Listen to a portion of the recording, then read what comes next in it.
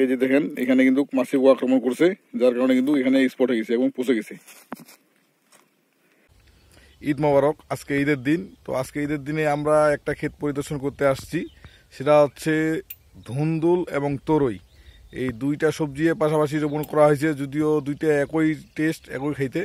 তো চলুন আমরা সেই ক্ষেতটা একটু পরিদর্শন করে আসি এবং দেখি এই ক্ষেতের সমস্যাগুলো। দর্শক, এই মুহূর্তে আমি যেখানে উপস্থিত আছি আপনারা দেখতে পাচ্ছেন যে পাশাপাশি দুইটা ক্ষেত। এই পাশে যে ক্ষেতটা আছে সেটা হচ্ছে ধুন্দুল ক্ষেত, আর এই পাশে যেটা আছে সেটা হচ্ছে তরই ক্ষেত। তরই এবং ধুন্দুল দুইটাই আমরা চিনি, দুইটাই মূলত একই সাথে ফলন হয়। এবং যদি এই ফলটার একটু আমরা প্রকার ভেদ দেখতে চাই, মানে কীভাবে আমরা বুঝতে পারবো, যে একটু দেখেন এই যে এটা হচ্ছে ধুন্দুল। এই যে আপনারা ফলটা দেখতে পাচ্ছেন, এটার গায়ে কোনো বিড নাই। তো এইটাই হচ্ছে ধুন্দুল। এই যে দেখেন এই, এবং আরেকটা বোঝার বিষয় হচ্ছে সেটা হচ্ছে এই ধুন্দুল গাছে কিন্তু প্রচুর পরিমাণে ফুল হয়। আর পাশাপাশি যেটা আছে সেটা হচ্ছে তরই। তরই যদি আপনাদেরকে একটু দেখাই বিষয়টা, তাহলে আপনি দেখলে বুঝতে পারবেন। একটু নিচে আমরা আসি।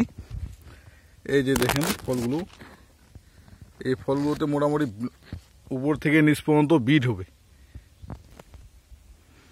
যাই হোক, এটা একটি অর্থকারী ফসল, চাইলে আপনারাও চাষ করতে পারেন। তো এই ফসলের বিভিন্ন সময় বিভিন্ন সমস্যা আসে, তার মধ্যে কমন যে সমস্যাটা সেটা হচ্ছে মাছি পোকা। এই মাছি পোকা আক্রমণ করে, মাছি পোকার আক্রমণের কারণে ফলটা পচে যায়। তো এই যে এইরকম আপনারা হলুদ ফেরোমন ফাঁদ দিবেন, তাহলে এখানে যত ধরনের গুড়া পোকা আছে সব পোকাগুলো এখানে আক্রমণ করবে। আপনারা দেখতে পাচ্ছেন যে কত ধরনের পোকা এখানে আক্রমণ হয়েছে। পাশাপাশি আপনারা এই মাছি পোকা দমনের জন্য তাসলা এবং দামদামা, এই তাসলা এবং দামদামা স্প্রে দিবেন। এই যে দেখেন এই ক্ষেত্রে এই যে এই ফলটাই যদি আপনাদেরকে একটু দেখাই, এই যে দেখেন এখানে কিন্তু মাছি পোকা আক্রমণ করছে, যার কারণে কিন্তু এখানে স্পট হয়ে গেছে এবং পচে গেছে। তো মোটামুটি এই যে ছোট একটা ফল, এই যে দেখেন আরেকটা সমস্যা, একই সমস্যা যেটা হচ্ছে এখানে মাছি পোকা আক্রমণ করছিল এবং এখানে আক্রমণ করার কারণে এই যে দেখেন এখানে ফলটাই ফেটে গেছে এবং এখানে রস বের হয়ে গেছে।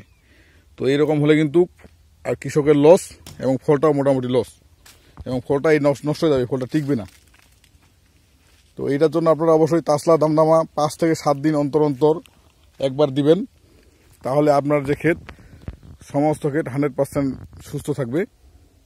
পাশাপাশি যেহেতু বর্তমান বর্ষাকাল, ছিদ্রকারী পোকার আক্রমণটা কিন্তু খুবই কম, তারপর আপনারা এর পাশাপাশি ছিদ্রকারী পোকার স্প্রে দিবেন। এই যে দেখেন এই ক্ষেতে মোটামুটি ভালো একটা আক্রমণ হয়েছে পোকার। এই যে দেখেন এই ফলগুলো যে আপনাদেরকে একটু দেখাই, এই যে এই ফলটা।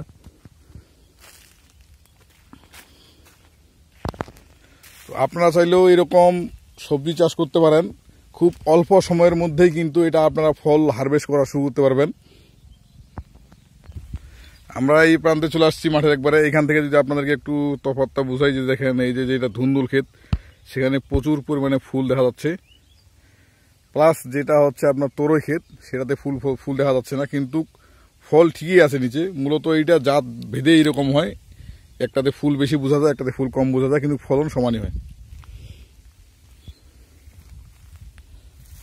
তো এই গেল মাছি পোকা। পাশাপাশি আরেকটা সমস্যা, সেটা হচ্ছে আপনাদেরকে যেটা না বললেও নয়, আপনারা যদি একটু খেয়াল করেন তাহলে দেখতে পারবেন।